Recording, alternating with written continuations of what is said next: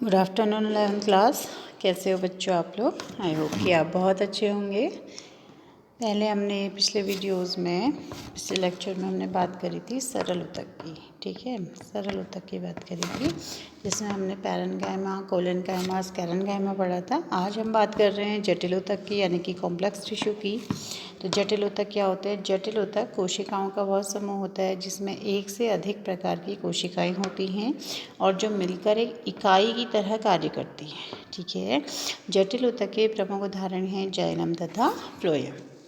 ठीक है बच्चों, सरल उतक में क्या था? एक ही प्रकार की कोशिकाएं कार्य कर रही थी, और लेकिन जटिल उतक में क्या है कि जटिल उतक कोशिकाओं का वह समूह है जिसमें एक से अधिक प्रकार की कोशिकाएं होती हैं और जो मिलकर एक इकाई के रूप में कार्य करती हैं, यानी कि एक से अधिक अलग अलग प्रकार की क्या होंगी? कोशिकाएं होंगी। ठीक है, जैसे जाइलम और फ्लोएम। ठीक, तो जाइलम फ्लोएम में आपने जैसे जाइलम है तो जाइलम का कार्य आपने पहले भी पता है आपको। तो जाइलम क्या होते हैं? जाइलम जड़ संवहन उतक होते हैं। ठीक है, क्योंकि इनका काम क्या है कि पानी जो पेड़ों की जड़ें होती हैं वो क्या करती हैं? खनिज लवणों का और पानी का अवशोषण करती है। उनको जाइलम कहाँ पहुँचाता है? पेड़ के विभिन्न हिस्सों तक पहुँचाता है, यानी कि जाइलम, ठीक है, जल द्वारा अवशोषित खनिज और पानी का क्या करता है? अवशोषण करके उसके विभिन्न भागों तक कौन पहुंचाता है? जाइलम। जाइलम शब्द किसने दिया था बच्चों? वैज्ञानिक नगेली ने दिया था। और इसके 4 मुख्य भाग होते हैं। पहला है आपका वाहिनिकाएं। ठीक है, ये कोशिकाएं लंबी नलिकाकार दोनों शीर्ष पर पतली होती हैं और ये निर्जीव होती हैं। ठीक है, ये जीवित कोशिकाएं नहीं है, ये निर्जीव कोशिकाएं हैं। इनके अंदर जीव द्रव्य भी नहीं होता है। इनकी कोशिकाएं भित्ति सरल तथा लिग्निन युक्त होती हैं और इनका जो कोशिका भित्तियों का जो लिग्निन है वो मोटा होता है और कई प्रकार से लगा हो सकता है। सर्पिलाकार हो सकता है, वलयाकार हो सकता है। ठीक है, और ये जल संवहन के अतिरिक्त पेड़ को क्या करता है? सहारा, यांत्रिक सहायता भी क्या करता है? प्रदान करता है। ठीक है, पहला क्या था आपका? वाहिनिकाएं। दूसरा है आपका वाहिकाएं। ठीक है, ये बेलनाकार नलिका सदृश्य होती हैं और ये अकेली नली के आकार की कोशिकाएं आपस में जुड़े रहने से क्या होती है?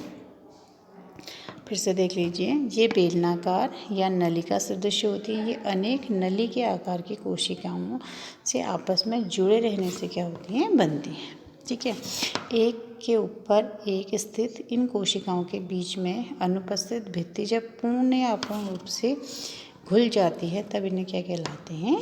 वाहिनिकाएं कहते हैं। ठीक है, वाहिकाएं का जो व्यास वाहिनियों की अपेक्षा क्या होता है? अधिक होता है। ठीक है, वाहिकाएं भी कोशिका भित्ति के स्थूलन के आधार पर अनेक प्रकार की होती हैं, जैसे वलयाकार, सर्पिलाकार, जालिकावत और घर्ती। ठीक, इसकी शेष रचना वाहिकाओं के समान ही होती है। जो पहला था आपका वाहिनिकाएं, इसमें आवृत बीजी पौधों तथा टेरिडोफाइट्स में वाहिनिकाएं नहीं पाई जाती। बाकी पेड़ पौधों में पाई जाएंगी, लेकिन अनावृत बीजी, ठीक है, यानी कि जिम्नोस्पर्म और टेरिडोस्पर्म जो टेरिडोफाइट्स होते हैं उसमें वाहिकाएं नहीं पाई जाती हैं, बाकी अदर्स में पाई जाती हैं। ठीक है, फिर आपका जाइलम पैरेन्काइमा। ठीक है, या काष्ठ मृदुतक या जाइलम पैरेन्काइमा। पहली क्या थी? वाहिनिकाएं, फिर वाहिकाएं, फिर अब क्या आ गया आपका? Xylem parenchyma. तो ये क्या है?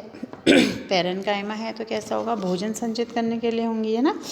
तो इसमें लिखिए कि जाइलम पैरेन्काइमा वास्तव में मृदु कोशिकाएं होती हैं, जाइलम में पाई जाती हैं और ये कोशिकाएं कोशिका भित्ति कुछ मोटी होती हैं। इनका प्रमुख कार्य जो भोज्य पदार्थों का संचय करना है तथा ये वाहिनिकाओं द्वारा जल वाहन में भी क्या होती है? सहायक होती है। ठीक है, फिर आता है आपका जाइलम या कहेंगे कास्ट रेशे। ठीक है, वुड फाइबर। तो इसको बोलते जो भी कास्ट रेशे हैं, एक इनकी जो कोशिकाएं हैं लंबी, पतली तथा सिरों पर क्या होती है? नुकीली होती है। ये तंतु दृढ़ोतक होते हैं। इनकी कोशिका भित्ति अत्यंत मोटी तथा लिग्निन युक्त होती है। इन पर अनेक छोटे गर्त पाए जाते हैं और इनका जो प्रमुख कार्य है बच्चों वो है यांत्रिक सहायता प्रदान करना। ठीक है, यानी कि इसको क्या करना, मैकेनिकल सपोर्ट देना। ठीक, तो ये क्या हो गया, ये सारा आपका किसके बारे में हो गया है, जाइलम के बारे में। क्या क्या है, जाइलम क्या है,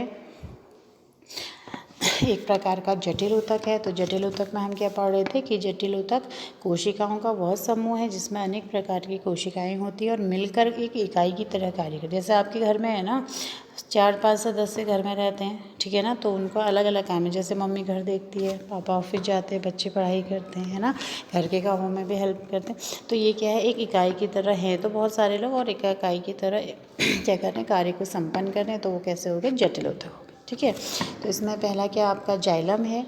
जाइलम क्या है कि जड़ द्वारा जो अवशोषित वाटर और खनिज लवण होते हैं उनको क्या करता है, पौधे के विभिन्न भागों तक पहुंचाता है। और जो जाइलम शब्द था वो वैज्ञानिक नगेली ने दिया था। ठीक है, इसके 4 भाग हैं, वाहिनिकाएं, वाहिकाएं और काष्ठ मृदु तक या जाइलम पैरेन्काइमा या जाइलम या कास्टरेस।